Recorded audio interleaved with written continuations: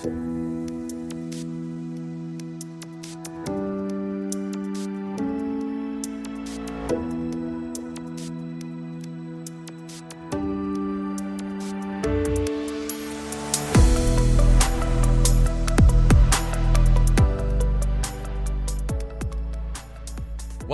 and thank you for joining us. This is the Seedfield Podcast, the show where Antiochians share their knowledge, tell their stories, and come together to win victories for humanity. I'm your host, Jasper Nighthawk, and today we're going to do something a little bit different. We've been planning out Season 2 of the Seedfield Podcast, and we're very excited to share it with you. Our first interview of the season comes out next Wednesday. But for this first episode, we wanted to look back and remember some of the things we learned in our first season and reflect on these insights and the wisdom that our guests shared with us. To do this, our show's editor, Lauren Instenes, pulled together key clips from each episode for us to listen to. And to introduce these clips, Lauren is joining me here today. Hi, Lauren. Hey there, Jasper. So with each episode of our show last season, you were in the background engineering and then editing every episode. That was like a lot of work, and you also were really intimately familiar with these conversations by the time we posted them onto the internet. But I don't think that we ever had a chance to really slow down and look back through all of these things. So I was curious, what were some of the things that you found in re-listening to everything? Well, Jasper, I'm just so proud of this season. I think that it was so amazing how all of these guests gave their time to help us produce a really fun and informative season. I was impressed at the range of conversations that we had. They were so different. Each guest brought a very different set of knowledge and personality, but there were also some really great overarching themes that you can see weaved through all of these episodes. And all of the themes, I realize, really relate back to Antioch and Antioch's mission. There's social justice, activism, the importance of mental health, environmental justice. Those are some of the big ones that I saw, and I was really excited to kind of bring those out in this recap episode. Jasper, you hosted a lot of these episodes. What was interesting for you to look back at? Well, first, I just want to say thank you for drawing out those themes. It's really great to look back and see that those really did come through over and over and over again. For me, revisiting these old episodes, I found that so many of the conversations were just as relevant today as they were the day that we recorded them. And I find for myself that I learn best oftentimes when I go back and go over knowledge that I've gained in the past. So I experienced that. And for our listeners, I want to encourage them, if you hear one of these clips that we're about to play and you think, man, I would love to hear that person talk for a whole 35 minutes, you can always go back and listen to the whole episodes. We're going to link to them in our show notes. So with that, let's jump into the archives.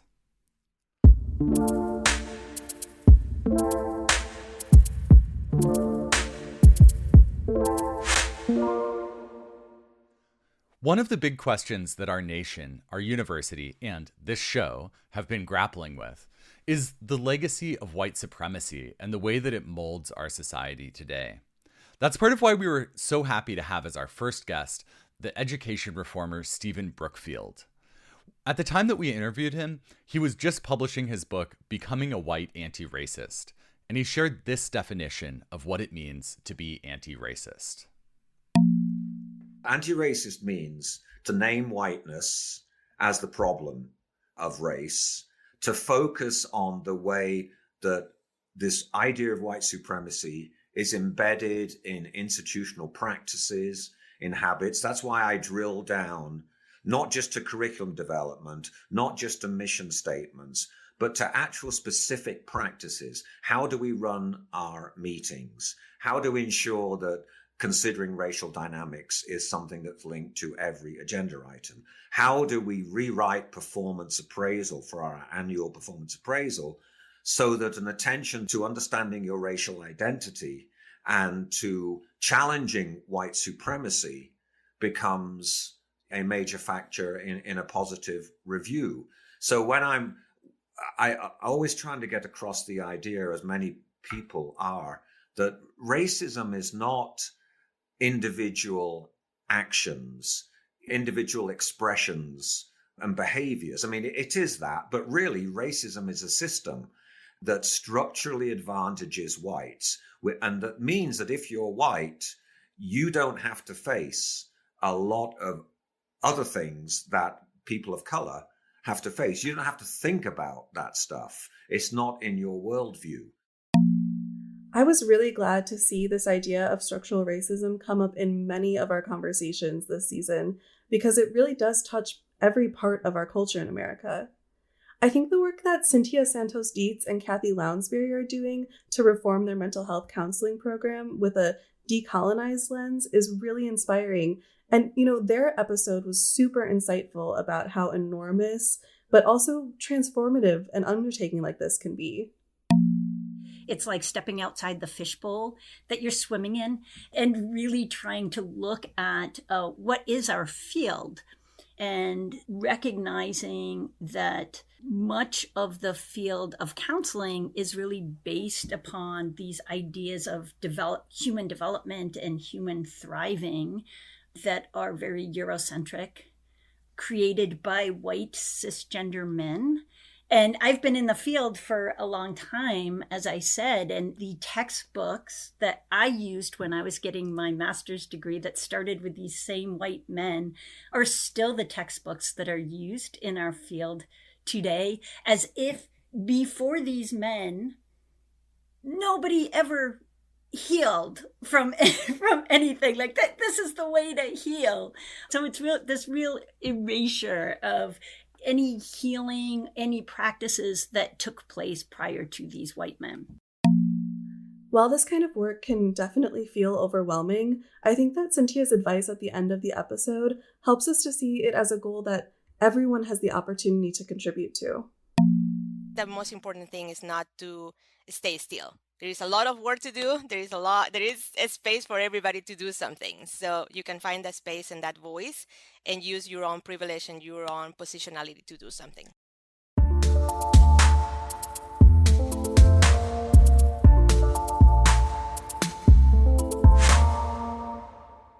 Reckoning with race, class, and privilege is something that many of us have been doing over the last year.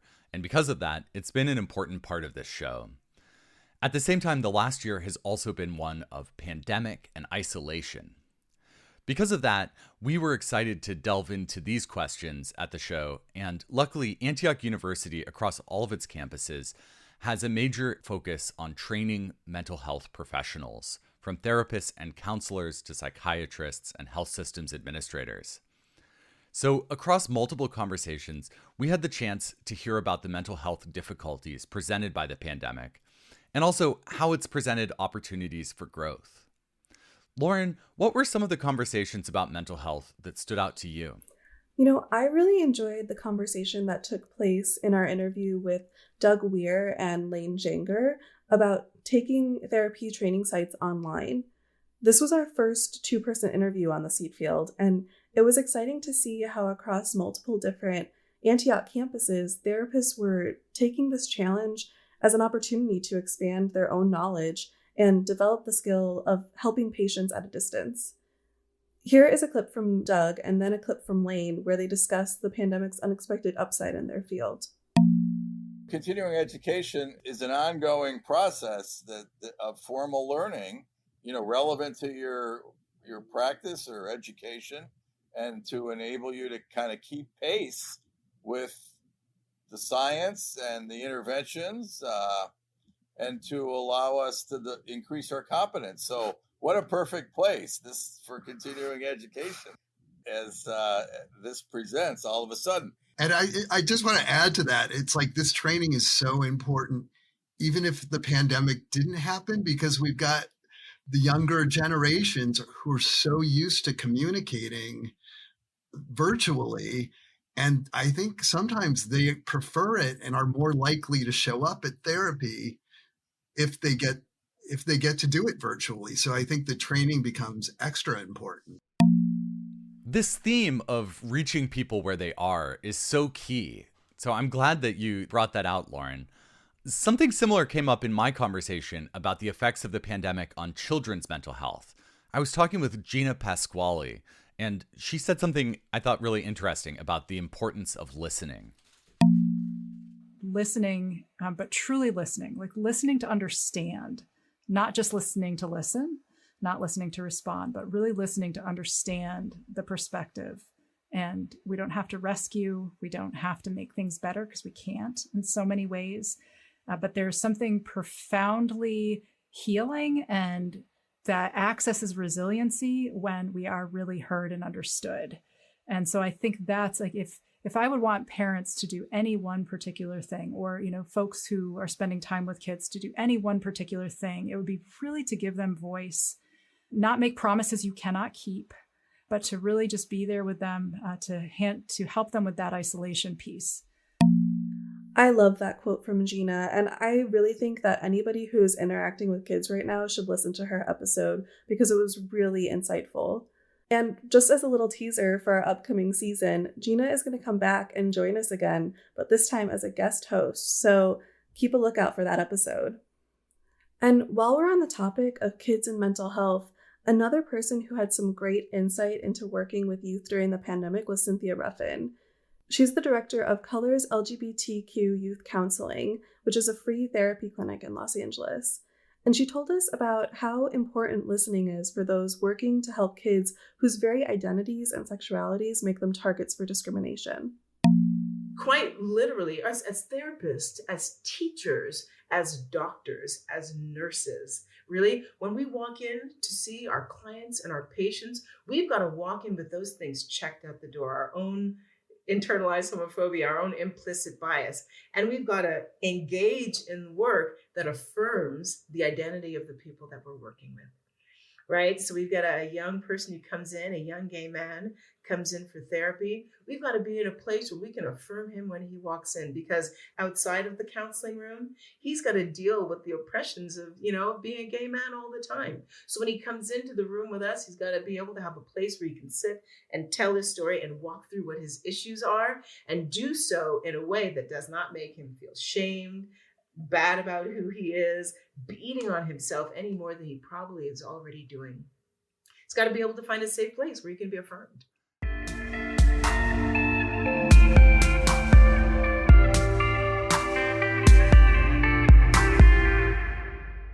Another focus for us here at Antioch is teacher training, preparing the next generation of educators to impact the lives of their students in powerfully positive ways. One of the innovative educators we had the chance to speak with was Zoe Weil, founder of the Institute for Humane Education. She explained to us the way that humane education can form a foundational philosophy for educators across disciplines.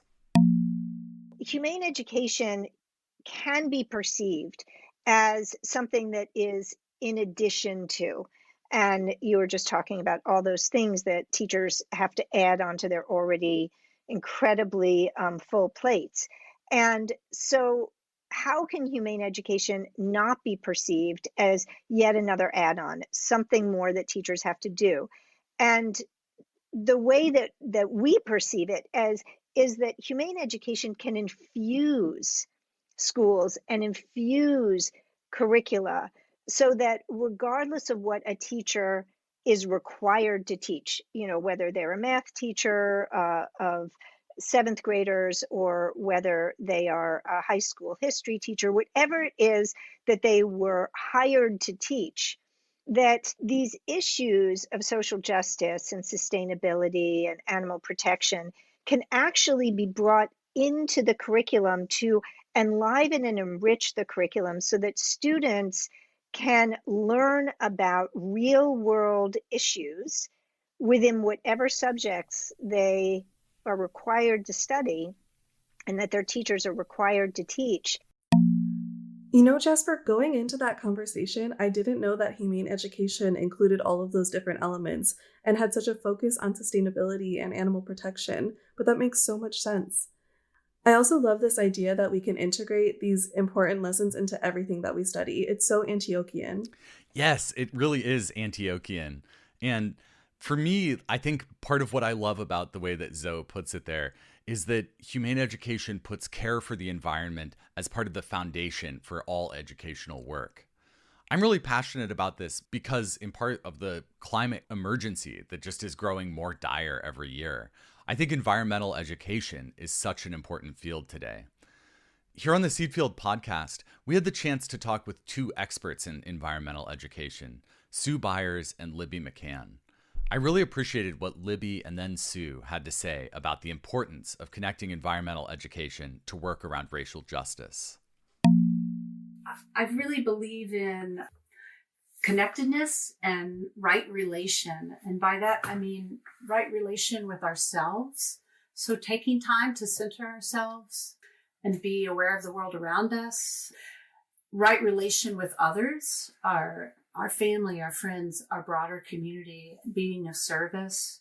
And right relation with the world around us. I think the environmental movement has been remiss to have almost eco-elitist privileged perspective on what constitutes the environment. And it's all around us. And to take those moments to connect with the world around us and pay attention, I think is super important to our work.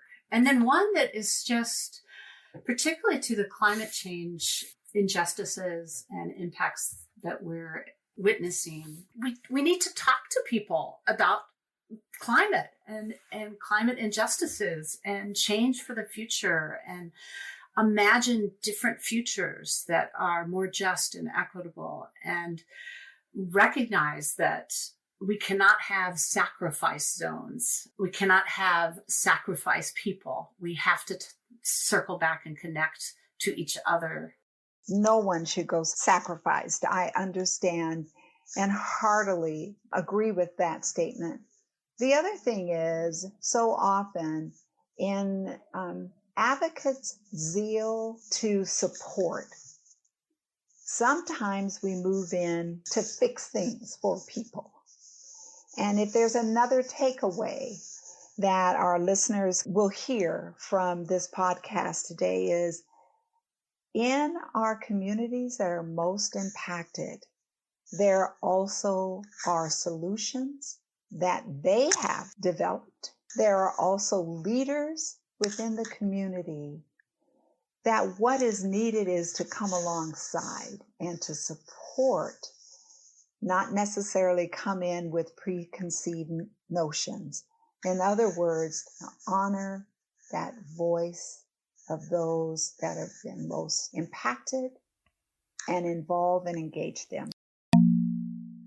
Wow, I really connected with what Sue said at the end there about the importance of not only listening to the people that are most impacted, but making their voices the driving force in any community activism taking place.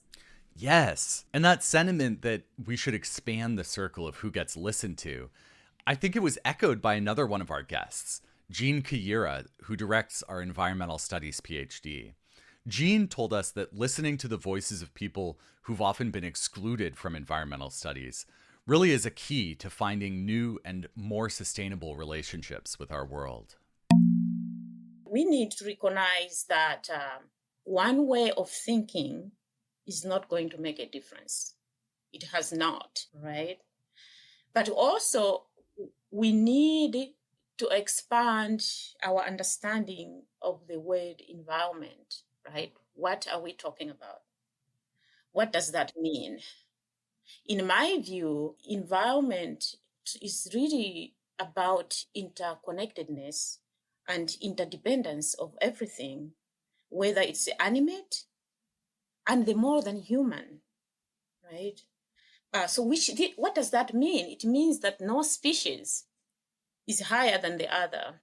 We operate in an ecosystem where everything is connected, where everything depends on each other. And that alone comes with the expectation, one would imagine, that we need to respect each other. We need to respect everything that makes us who we are.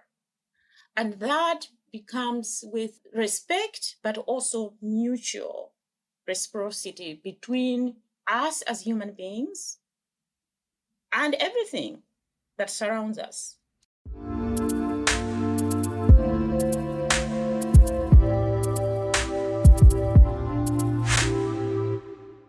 Antioch is an institution founded on the ideals of advancing social justice, building democracy, and winning victories for humanity. Under the leadership of our chancellor, Bill Groves, Antioch has kept affirming its commitment to these values and this tradition. That's why we were excited to have the chance to talk with Chancellor Groves about the connections he sees between higher education, democracy, and social justice. I believe that without democracy, you can't have social justice. That democracy is a precursor to social justice, and an informed electorate is a precursor to a democracy. So higher education's role has been to educate. It's also been to ensure that we are hearing voices that are beyond our own, that is an inclusive environment. Whenever I listen to this conversation with Chancellor Groves, it makes me smile because it's so refreshing to hear someone in that kind of leadership talk about what it means to actually live the values set forth by the university. I think a great example of this was in Chancellor Groves' story about how, in the days after George Floyd was murdered, he had to make decisions about the kind of letter he would send to the Antioch community. There were many institutions who did not speak at all to the murder of George Floyd. Not one word. There were other institutions that wrote letters, and I read them as I was writing mine, that were thoughts and prayers, but nothing about the social justice issues that led to it. And I decided I was going to write a very different letter. And I know that that letter really touched people in a very important way. I got so many responses to that letter from alumni and from students who needed to hear that their institution understood what systemic racism was and how it plays out yet today in today's society. It needs to be addressed in policing, in the way that we operate as communities. So that's my view on what the proper role of higher education is. Speak to your values. Do not hide from them. I don't support candidates and I don't support political parties, but I will speak to values.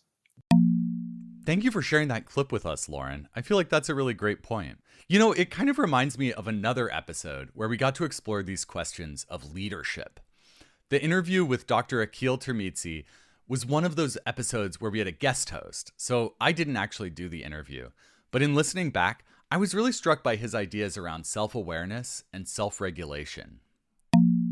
Training and development journey in the context of leadership begins with sort of that commitment to self-awareness and self-regulation. Sounds simple, but when we say self-awareness, it requires certain amount of investment and courage to learn about our blind spots, to identify some of our developmental opportunities. And then self-regulation at the same time demands from us that as we put some of the ideas and the sort of commitments to change that we make in ourselves, in our teams, and in our social system, we will stay with that commitment to sort of practice, even if we make mistakes. So again, those kinds of actions require a lot of courage on the individual's part. This commitment to making change for the better really is so powerful. And I think that it's something that really united all of our guests on the Seedfield podcast last season. Lauren, you interviewed the historian Kirsten Grimstad, and I really liked how she offered that political change often starts with challenging the stories that we tell ourselves. She suggested that one place we can start is by interrogating our own histories and the histories of our workplaces, the histories of our communities, the history of our broader society. Yeah, Jasper, that whole conversation was so much fun, but that suggestion at the end for our listeners was so powerful. I think we need to take the example from the history workshop movement, which was very active in getting this engine going in Berlin and elsewhere. The history workshop movement took as its motto, and this is really important, dig where you are standing. The history movement in Germany took that motto as a guiding principle for each district, looking at, well, what was going on in my district under the Nazis? Who lived here and what happened to them? and finding those stories about your local locality. Dig where you're standing, and you can go a long way just by following that principle of digging where you're standing. I think we need to be inspired by these examples of people who have made a difference by being unwilling to live with the status quo that privileges some people and disadvantages other people. And for every person, that depends on where they are. Where are you standing? What is the status quo? And how did it become the status quo? I thought this was such a great idea about starting wherever you are and questioning the status quo, and that just doing that could make a huge difference. Jasper, you had an extremely interesting conversation with our last guest this season about observing and questioning your surroundings too. Yes, I'm glad you bring that up. Our last guest was Sue Warland, and I was so interested in the way that she suggested we could expose injustice and create change by exploring smaller things, like we talked about using maps or deconstructing narratives or simply observing the birds around us. I think it fits the idea behind this podcast that so much of our work, finally, comes down to the stories we tell. I might suggest that in whatever way you make meaning of something, whether it was an encounter that happened in a relationship or some dynamic that's happening in your workplace or something, or some movement that's happening socially, is to sort of articulate what that story is. And then ask yourself if there's a different way you could tell the story. And to get there, you might need to ask other people how they understand it and hear their story. But I think that it's good to make explicit what our stories are, and also to understand that not everyone sees it the same way, and to be willing to risk to see the world differently.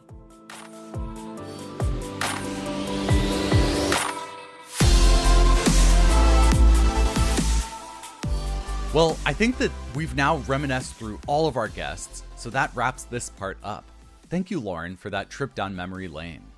Yeah, and I actually need to go get started editing on our first episode of season 2. That's great. I'm going to remind our listeners that as we head into our new season, we're going to carry all of these lessons with us, and we're really excited to have you along for the journey. If you haven't yet already, please subscribe to the Seedfield podcast on iTunes, Stitcher, Spotify, or wherever you get your podcasts. And if you really want to support us, leave us a rating, or maybe even better, share an episode with a friend, classmate, colleague, or student. As I mentioned at the beginning, we'll be linking in our show notes to all of the episodes we excerpted today. We post these show notes on our website, theseedfield.org, where you'll also find full episode transcripts, prior episodes, and more. The Seedfield podcast is produced by Antioch University. Our editor is Lauren Instenes. A special thanks to Melissa Badalin, Karen Hamilton, and Melinda Garland. Thank you for spending your time with us today. That's it for this episode. We hope to see you next time. And don't forget to plant a seed, sow a cause, and win a victory for humanity. From Antioch University, this has been the Seedfield Podcast.